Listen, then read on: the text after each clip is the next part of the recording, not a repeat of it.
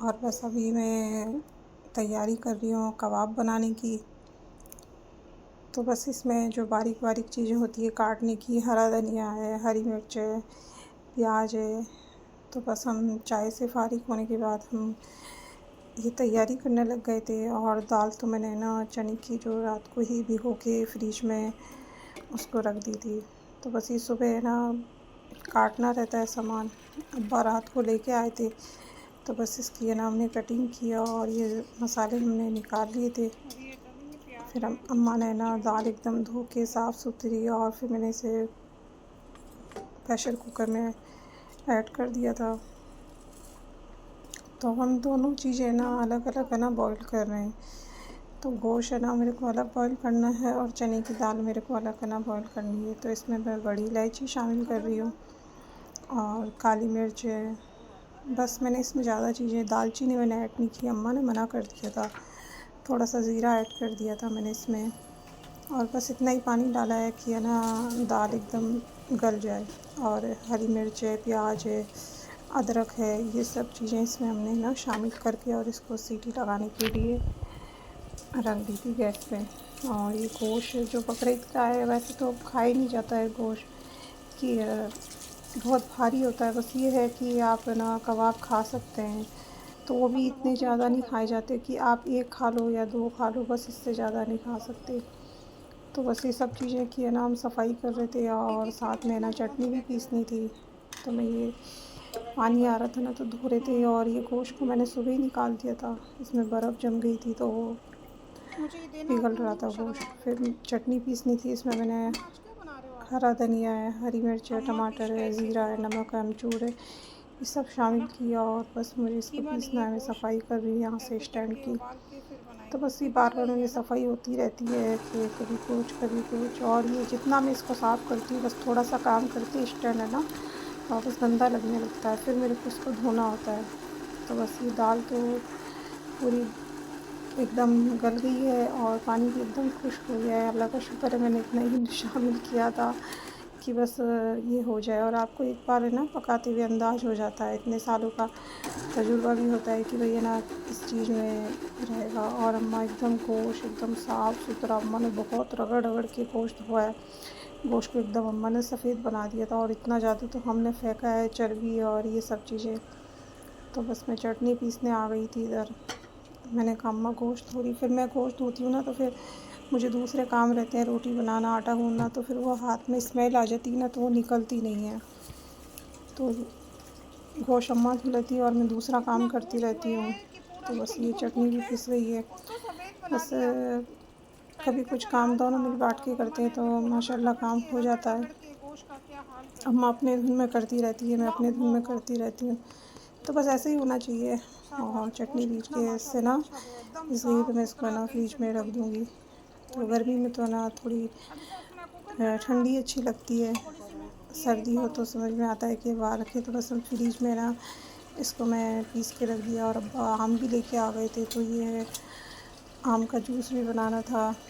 तो हमने आम धो के रख दिए थे और अम्मा ने एकदम गोश्त को, देखो पहले क्या हाल था और वीडियो में देखना और अब क्या हाल है गोश्त का, कि अम्मा ने कितना इसको धो के एकदम साफ़ सुथरा गोश्त धो दिया। और इतना सारा तो हमने फेंका है इसको, जो इसके ऊपर का सामान था, चर्बी और ये सब चीज़ें।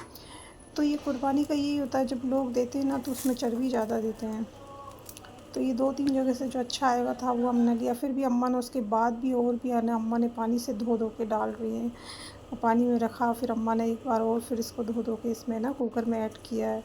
ऐसे ऐड नहीं किया, बिल्कुल भी सा ना इसमें ज़रा सा भी वो नहीं है। तो ये बस मैंने पूरा इसमें मग है ना शामिल कर दिया था पानी का, इसे बॉईल करने के लिए। तो मैं इसी के है ना इसको गला के और मैं इसका गोश्त निकाल के कबाब बनाऊँगी, क्योंकि कीमा ना उसके पास कौन, कसाई के पास कुटवाने जाएगा। वो ना रात को धोते नहीं हैं और उनकी वो बहुत गंदी होती है, वो जो लकड़ी होती है। तो इसीलिए हमने है ना घर पे ही ऐसे ही कर लेते हैं, इसको पूरा ना सीटी दे देते हैं और गोश्त को हम ना ऐसे गला लेते हैं। और अम्मा ने इसको, जो डिश है, इसको भी इतनी बार धोआ है कि कम से कम 8-10 बार से भी ज़्यादा। अम्मा ने खूब सरफ़ डाल के, साबुन डाल के खूब इसको रगड़-रगड़ के धोई है। उसके बाद मैंने इसमें ना बेसन सेका, क्योंकि हमारे पास नॉन स्टिक की यही है कढ़ाई और है नहीं हमारे पास। दूसरा है तो वो उसमें गिरने का ख़तरा रहता है कि है ना बेसन बाहर निकल जाएगा, और तवा है, तवे पे भी नहीं सिकता है। तो बस ये किया मैंने, कढ़ाई एकदम अच्छी तरह अम्मा ने धो दी थी, तो इसी में ना हमने पूरी इसकी स्मेल ख़त्म हो गई। उसके बाद हमने इसमें बेसन है ना सेक लिया था, और बस मैं थोड़ी सी अम्मा से बात करने लगी जब तक है ना ये नीचे से थोड़ा लग गया था। तो बस इतना ही हमने बेसन लिया था कि टिकिया बन गई। हमने इतनी मेहनत भी की और बनाई भी, और हमने बहुत कम खाई और फिर हमने भिजवा दी किसी को, कि हमसे खाई नहीं जा रही थी।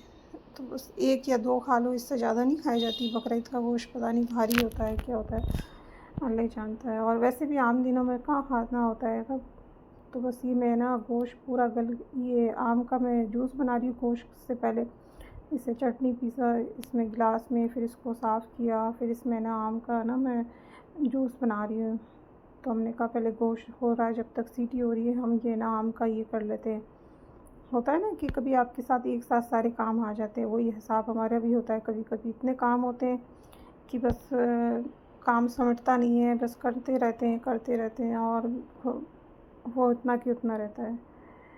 तो बस अम्मा ने और मैंने मिल के ना आम का जूस बना लिया था, क्योंकि आम है ना फिर ख़राब हो जाते हैं, और अब्बा लेके आ गए थे। फिर अब सीजन भी जाने वाला है इनका, तो बस अब्बा को तो वो है ना जाते ही ना तो दुकान वाले बस चूना लगाते हैं और ऐसा आम दे देते हैं कि बिल्कुल अच्छे नहीं दिए थे, ये खट्टे भी थे और मुझे बिल्कुल अच्छे नहीं लगे।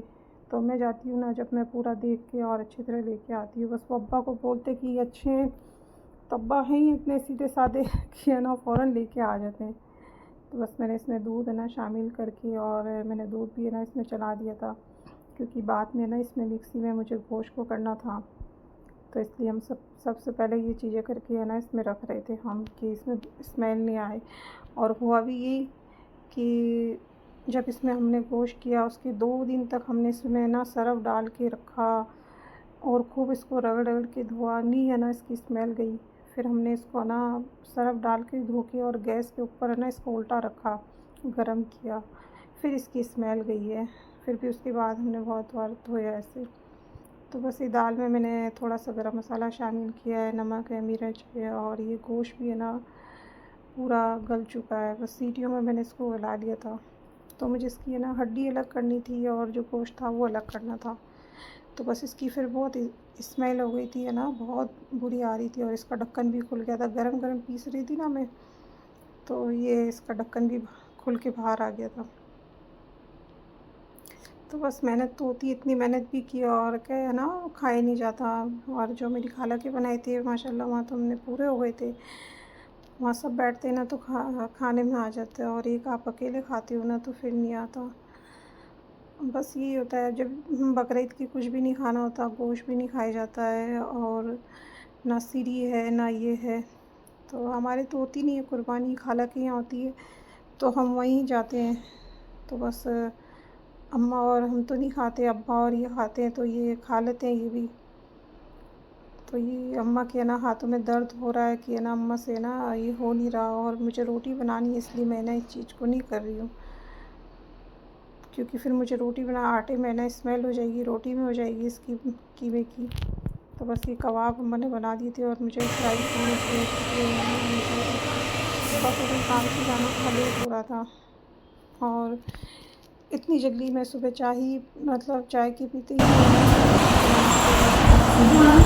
हाँ। कटिंग करना होता है सामान का, वो सब चीज़ें हमें काटना है। चाय से फ़ारिग होने के बाद फ़ौरन करने लग जाते हैं, फिर भी हमें करते हुए बहुत टाइम हो जाता है, क्योंकि अब्बा को ना बस 12 बजे से पहले पहले ना खाना चाहिए, क्योंकि नाश्ता होता नहीं है। तो बस 12 बजते ही भूख लग जाती है, आदत है शुरू से ही। तो बस मैं अब्बा को ना प्लेट बना के दे रही हूँ, चटनी है, कबाब है। मैंने कहा अब्बा को पहले फ़ारिग कर देते हैं, क्योंकि गर्मी हो रही है, अब्बा को जाना है दूर। तो बस ये सारे थोड़े मैंने कच्चे उतारे थे।